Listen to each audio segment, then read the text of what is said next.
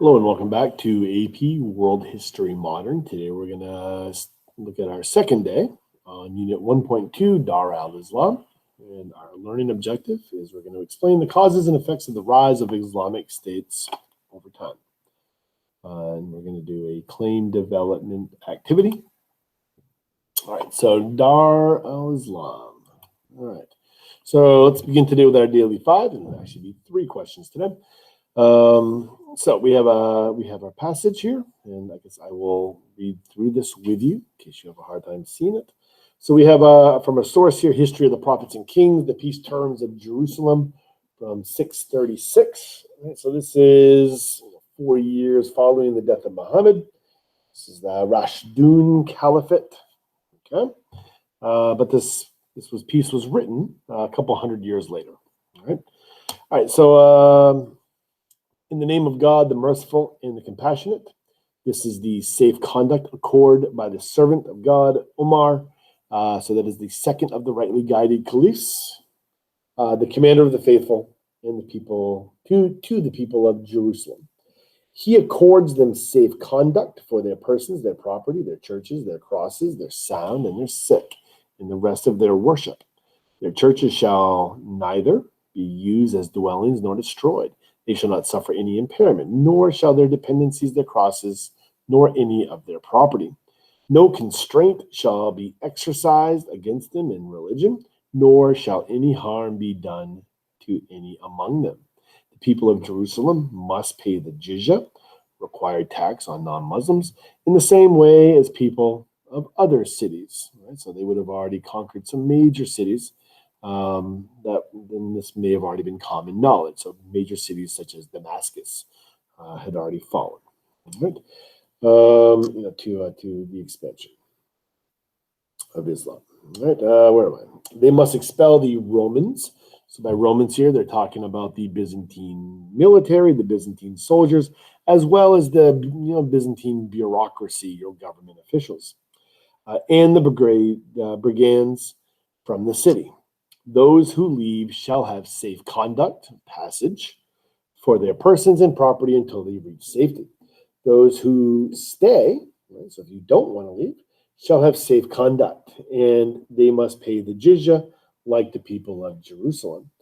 Those of the people of Jerusalem who wish to remove their persons and effects and depart with the Romans, right, the Byzantine army and bureaucrats, and abandon their churches and their crosses shall have safe conduct for their persons, their churches, and their crosses until they reach safety. Right. So when we do this in class, we just kind of make sure we understand this. Who is this? Who is this message being directed to? Right. So hopefully you picked up that this is to not just the people of Jerusalem, but Christians and Jews who live in Jerusalem. And one of the other questions that we ask in class is, why, right? This is, if you were to kind of look at what the main idea that we're seeing here is that we're seeing a display of religious toleration in here. So why would this expanding empire be religiously tolerant to the Christians and Jews who live in Jerusalem? I mean, this is really setting that precedent for the people of the book. Right? So why would they do this? Right? So, and in class, we kind of just brainstorm a couple of ideas. Ones that typically come up are, for, I guess the pragmatic answer is this is a revenue generating policy. Right? So by not forcing people to convert, you generate revenue through the jizya. Right? This is a way to bring money into the state. Right? So another thing that almost always comes up is that if you force people to convert to Islam in this situation, then there will be people who resist that, right? And then that requires resources to squash those kinds of rebellions, right? I had a third one come up today as well. That by being tolerant to Christians, the neighboring Christian states are going to be less likely to feel compelled to retake Jerusalem, right? So this might prevent a war, or even prevent resistance as the expansion goes on, I guess, if you're looking for a fourth a fourth way of looking at this. All right. So here's our first question. The passage about religion in the 7th century provides evidence of A, B, C, and D. So think about that. And the correct answer, right, is B. All right, question 2. Which statement best describes the reason behind the leader's action? So take a moment and think about that.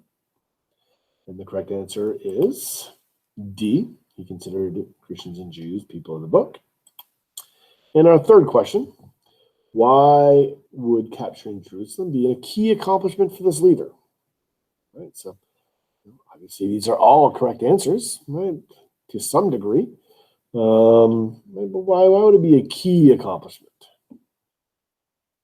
All right, so, the city of Jerusalem is a religiously significant city for not just Jews and Christians, but also for Muslims, right? So this is the location of the night journey, right? All right, so your homework last night was to read through these and just kind of make sure you understand everyone. And in class, there were a couple questions for clarification on some of these. So please let me know if you have questions about any of these. But these are all just facts about Dar al-Islam, right? So they're not really in any particular order, right? But they're all just facts, right? So what we did in class today, or what we're doing in class today, is we're grouping these facts, right? So that we have some kind of common thread between a few of them. So in class, students were asked to group together 3, maybe 4, but really 3 is what I'm looking for. 3 of these facts, and then once you do that, develop a claim, right, of what holds those facts together. All right. So, for example, let me give you an example here. Many Muslims and non-Muslim women were required to veil themselves in public throughout the Middle East. Muslim women in West Africa had greater public freedoms than many women in the Middle East. Right? And a strong tradition of patriarchy in South Asian Hinduism meant that Islam had less impact on gender roles there. So in class, I asked, what do these 3 things all have in common? What do they all have in common? And try to find something that connects all 3 of them, not just 2. Right? So broad enough to encompass all 3 of these things. All right. So if you're thinking, either social or cultural, that's a theme word. We need to go a level of specificity below that. All right.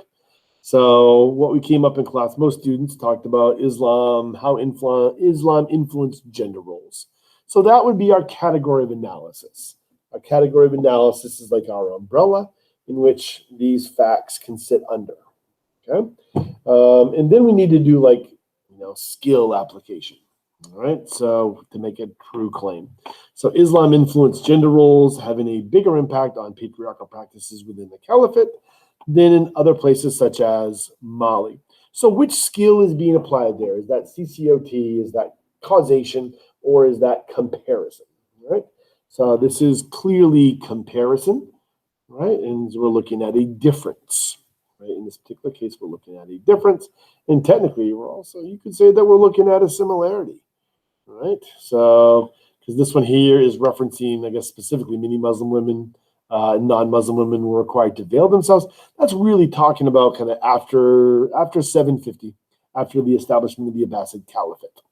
All right, so we're seeing a similarity between the Abbasid Caliphate, in what is the Middle East, and South Asia, and then we're seeing a difference between these 2.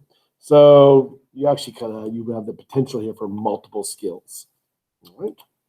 All right, so once you do that, right, we then take our claim, and then we turn our individual facts into evidence. All right, so that we are using to support our claim. All right, so Islam influenced gender roles, right, et cetera, right, impact patriarchal practice in the caliphate, right, and other places such as Mali. And then, so now that we have that claim, that thesis, we now take our facts and they become supporting pieces of evidence. Many Muslims and non-Muslim women are required to veil themselves in public throughout the Middle East. Right. However, Muslim women in West Africa had greater public freedom than many women in the Middle East. A strong tradition of patriarchy, South Asian Hinduism meant, right, that Islam had less of an impact on gender roles there. All right. And then we have the foundations for an academic paragraph here. Now, when we get to writing like real LEQs, this is a pretty good foundation for a body paragraph. You might need to explain a few more things here and there.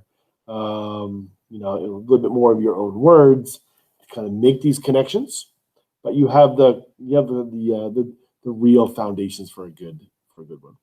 All right, so your homework, right, is to, or your classwork, excuse me, is to go ahead and go to Google Classroom, right, and then you can click on your document here, right, and then put your name and your skinny, and then pick your 3 facts, right, 1, 2, 3, and then come up with a claim, right? So a category of analysis plus your skill application. You're welcome to cut and paste off from here up into here, but this needs to be you, right? This needs to be your own thoughts in order to do this.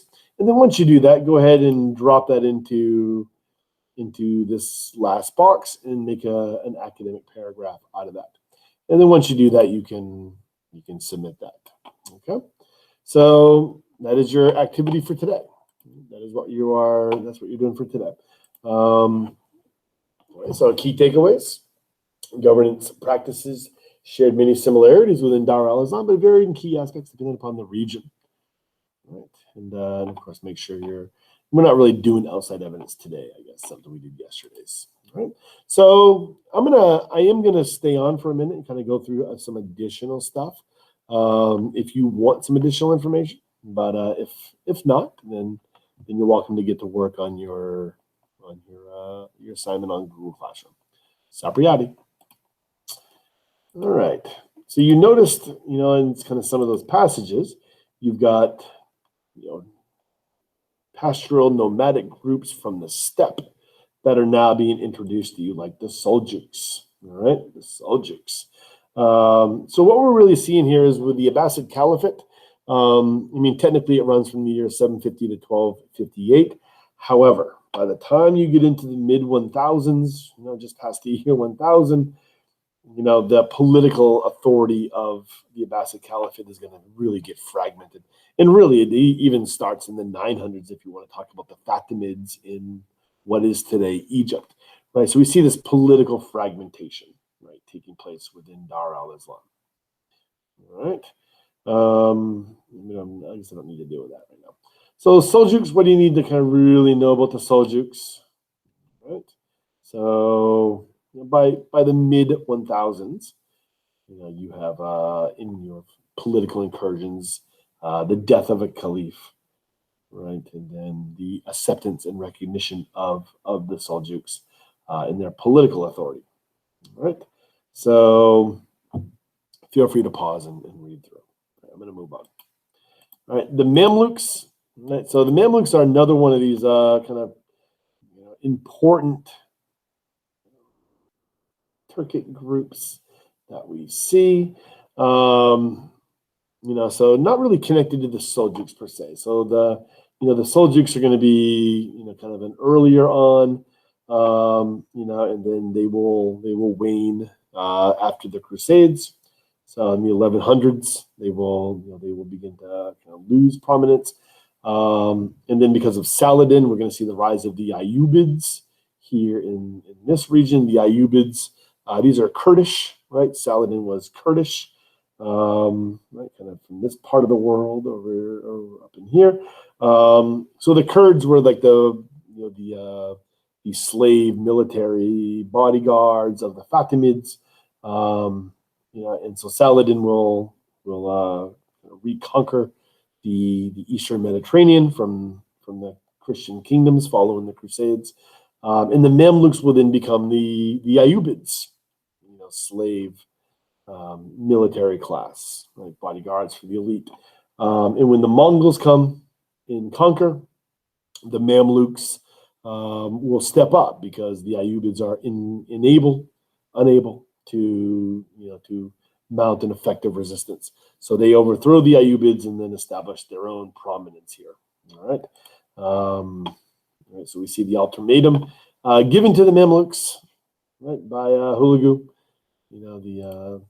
As the Mongols came, and then we see the Mamluks will respond, right, through mass decapitation, right, of their envoys, and then this will eventually result in the Battle of Angelou. Right, so we can see right here, just to the north of what is Jerusalem, and this is where the Mongols, kind of meet their match in the west. All right.